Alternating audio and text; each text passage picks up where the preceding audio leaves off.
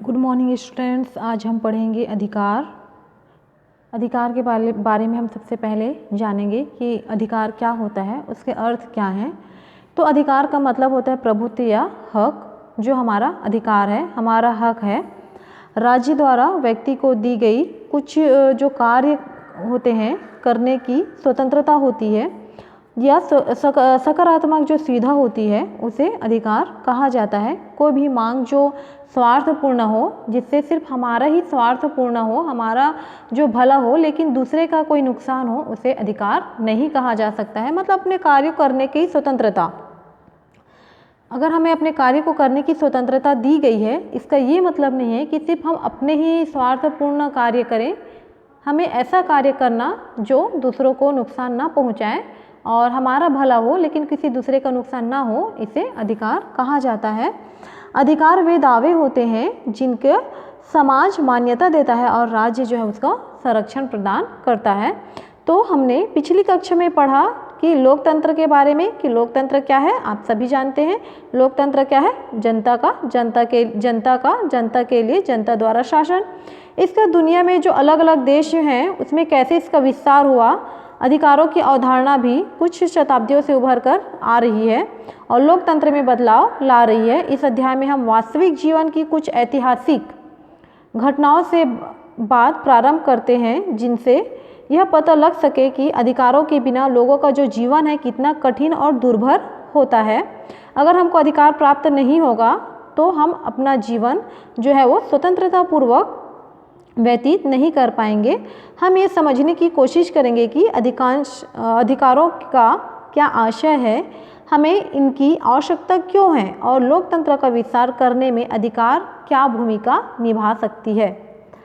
तो हम पहले इतिहास के बारे में पढ़ेंगे। आप देख रहे होंगे इतिहास के इसमें कि जो पिक्चर जो दिख रहा है आपको, जो चित्र दिख रहा है इसमें आप देख रहे हैं कि कैसे मनुष्यों को काम करवाया जा रहा है। ये एक अंग्रेज शासक दिख रहे हैं और यहाँ पे जितने भी मनुष्य हैं या बच्चे हैं और बड़े बुजुर्ग जो भी हैं सभी यहाँ पे इनको जंजीरों से बांधा गया है और बांध के इनको क्या किया जा रहा है, इनसे काम करवाया जा रहा है एक दास के रूप में। मतलब इनको अधिकार नहीं है, ये दूसरे के अधीन है।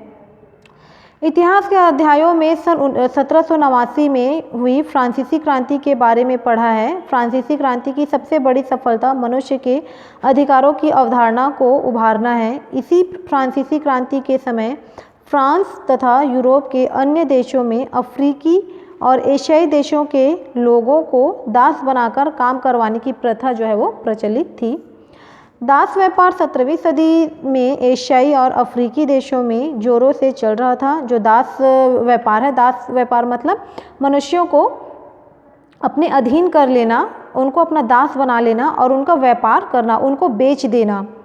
तो 17वीं सदी में एशियाई और अफ्रीकी देशों में जोरों से ऐसा चल रहा था दास व्यापार का कार्य। इसमें प्रमुख रूप से स्पेन, पुर्तगाल, इंग्लैंड, फ्रांस आदि देश जो हैं वो शामिल थे। अगर उदाहरण के तौर पर देखा जाए तो जो फ्रांसीसी सौदागर जो थे वो बोर्दे या नानते, वहाँ का एक बंदरगाह है, बोर्दे और नानते ये जगह का नाम है बंदरगाह का, से अफ्रीका तट पर जहाज ले जाते थे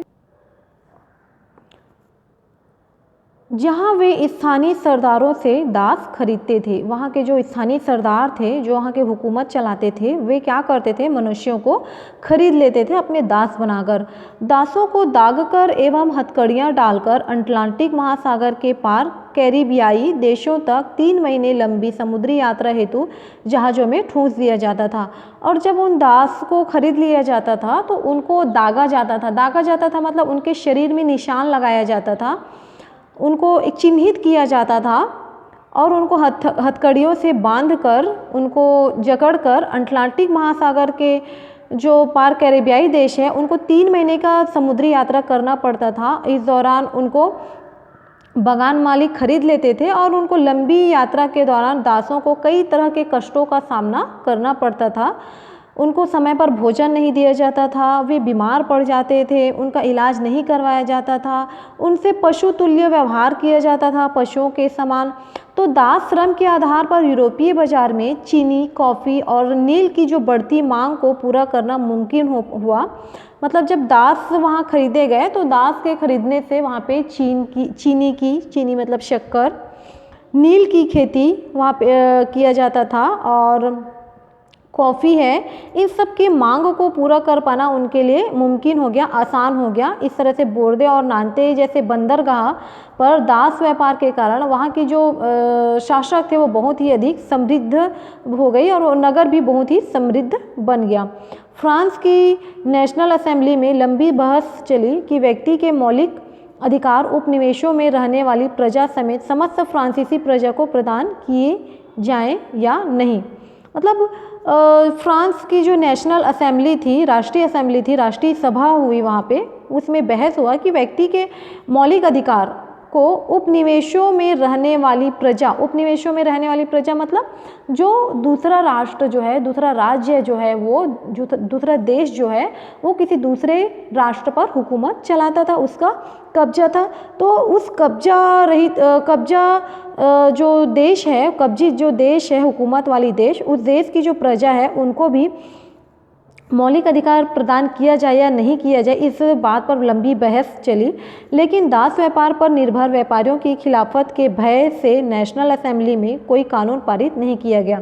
लेकिन वहाँ के जो व्यापारी थे, जो दास व्यापार करते थे, जो दासों को खरीदा करते थे और उनसे कार्य लिया करते थे, उन पर जो खिलाफत का जो उनको ये डर था कि कोई उनके खिलाफ ना चला जाए, उनसे बगावत ना करे, इसलिए जो कानून है वो पारित नहीं किया गया। अंततः सन 1794 के सम्मेलन में फ्रांसीसी उपनिवेशों में दासों की मुक्ति का कानून पारित किया गया। अंततः लास्ट में 1794 में सम्मेलन हुआ और उसमें सम्मेलन में फ्रांसीसी उपनिवेशों में दासों की मुक्ति के लिए एक कानून पारित किया गया, उनको आज़ाद करने के लिए।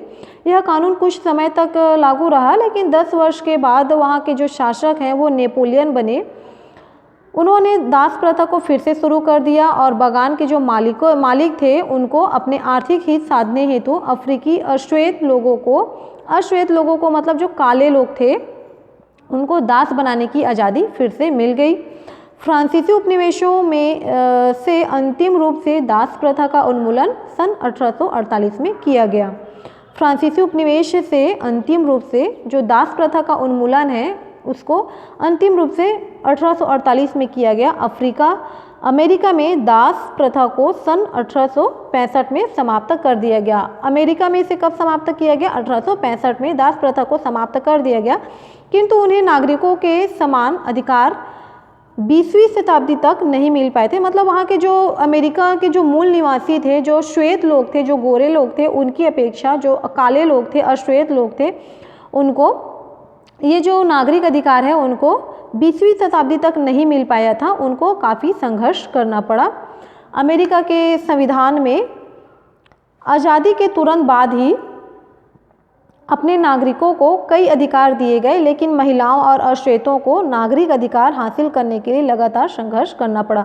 वहाँ के जो महिला थी और अश्वेत लोग मतलब काले लोग, जो वहाँ के मूल निवासी नहीं रहे, है ना, और जो क्योंकि वहाँ के जो मूल निवासी वो अधिकतर श्वेत थे, श्वेत मतलब जो गोरे लोग थे, और जो अश्वेत थे, अश्वेत मतलब जो काले लोग थे, और ऐसे लोगों को और महिलाओं को वहाँ का जो अधिकार है, नागरिक अधिकार, उनको प्राप्त नहीं हो पाया। श्वेत महिलाओं को मताधिकार सन 1920 में दिया गया। जो वहाँ की मूल निवासी थी, श्वेत महिलाएं, जो गोरी महिलाएं थी, वहाँ की जो मूल निवासी थी, उनको 1920 में जो मत देने का अधिकार है, चुनाव में भाग लेने का अधिकार है, वो 1920 में प्राप्त हुआ। अश्वेतों एवं अमेरिका के मूल निवासियों जैसे रेड इंडियनों मतलब जैसे जो अश्वेत अमेरिका मतलब वहाँ के जो काले लोग थे और वहाँ के मूल निवासी थे, जो इनकी स्थिति तो बहुत ही खराब थी। मतलब मूल निवासियों में रेड इंडियनों की, जो रेड इंडियन थे, उनकी जो स्थिति थी बहुत ही खराब थी।